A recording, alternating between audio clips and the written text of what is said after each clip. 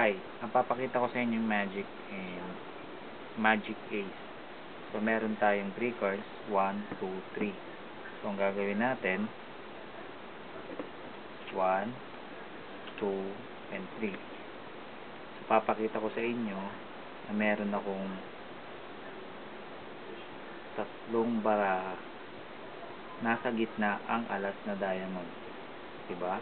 So gagawin ko, close ko lang, babalik na rin natin, shake ko lang, spin natin. Nasaan ngayon yung alas na diamond? Nasa gitna, diba? Pero pag nag-wave yung hand ko, snap ako, mapupunta yung ace sa ilalim. Okay?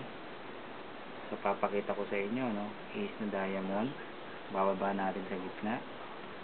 Dos na flower, lalagay natin dito. 3 na flower dito. Nasaan ngayon yung ace na diamond? Nasa gitna. Okay? Lalagay ko siya dito sa gilid. Nasaan ngayon yung ace na diamond? Dito. Yung magic, palilipatin ko yung ace na diamond dito. Tatakpan ko lang siya. 1, 2, 3, go. 3 na flower. Ito ay magiging 2.